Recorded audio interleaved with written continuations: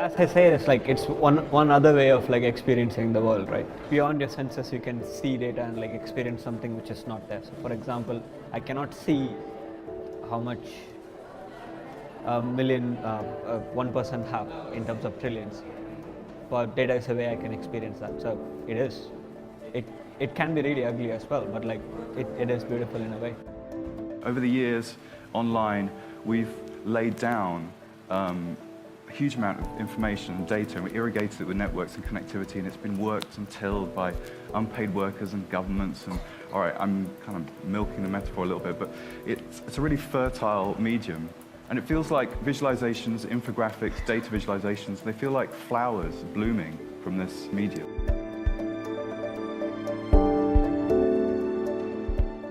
But my experience would be like it's rather than seeing through your eyes and your perception of things, like you are actually like basing it on an objective data source. There's a lot of fine arts artists also use data visualization to make some art piece, but that is quite a different thing, because in that cases it no longer contains any very direct or obvious data, but it's quite a fine art thing. And in that sense, it's not used to like make people understand some questions, but it's just, oh look, it's beautiful and it's come from blah blah data. The way architecture is art and science of buildings. So in visualizing data might be like art and science of communicating data. So that can be like it's both. It cannot be like one or the other.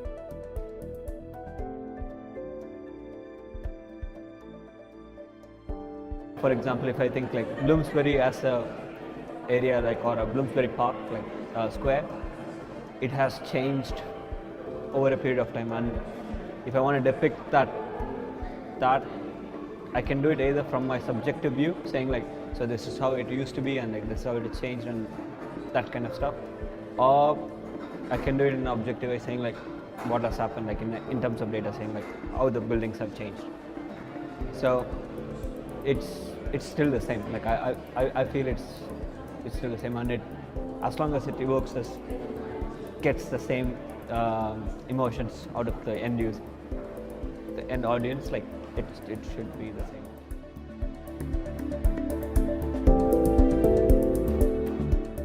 When you're doing a database art, like a database visualization and infographic, that takes the subjectivity out of the message. Basically, it's an objective message because there is no subjectivity in terms of like what you want to show, because it's based on data. So that might sound like it's not art because there is no subjectivity there, but like in terms of the emotions you evoke from people, like it's the same. So basically, like if you want to make someone surprised by something, saying like then it's still like it's evoking emotions. Like same way like an artist will paint a portrait of the street and say like, oh, the street is like changed a lot. Like we can actually do it with the infographics as well. The emotion it evokes is the same, but it just like there is a loss of subjectivity in terms of like the message, because it is an objective message. It doesn't change. It's factually based. And yeah, like I do agree with that. Like saying like it's a form of art.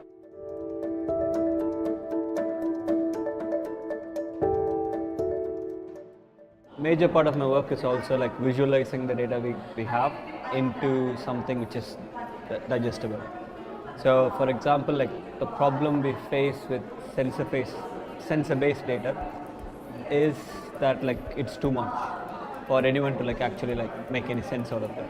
So the first step is like where you can visualize it and present it in a way it's understandable for people, and then we can make like we can use the data for much more better, like advanced things. In my personal cases, it's more like some things is, or some trends or some outcome you don't know at first, but you kind of finding it or you discover it in the process of data visualizing it.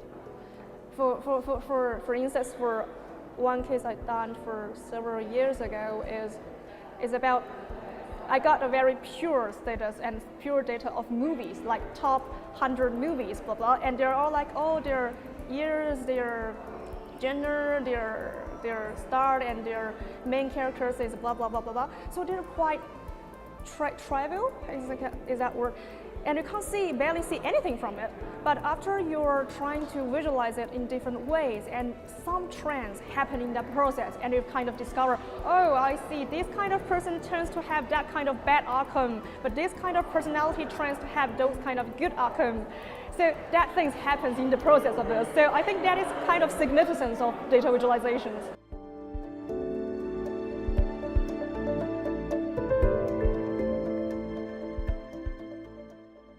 I didn't know like half the stuff in that visualization, but like it does a very good job of like communicating that.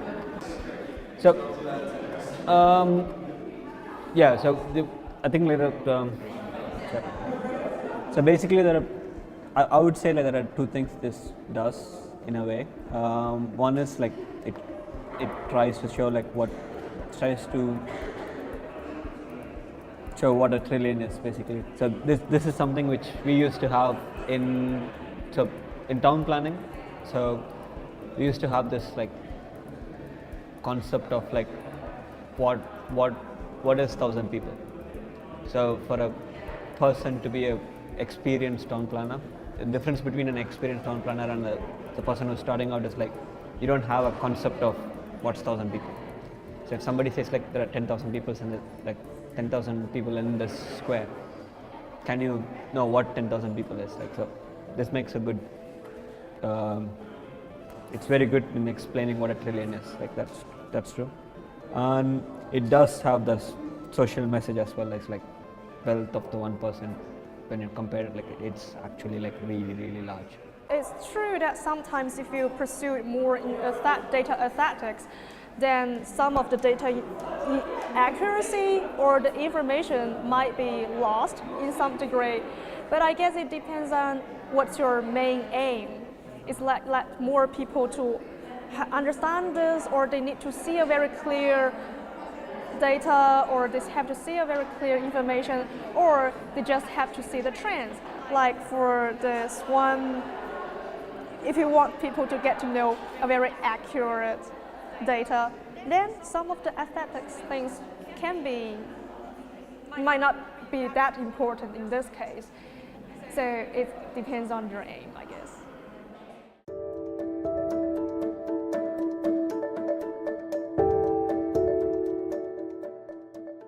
I think it pertains to like the person's integrity of whoever is doing it, and it also is about like the trust people place in the artist or like the data scientist, like whoever's doing that.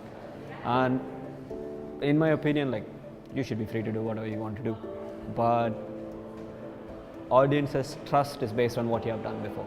I think it's not a question of in visualization process, but it's a question of like the person who is doing it and where he draws a line.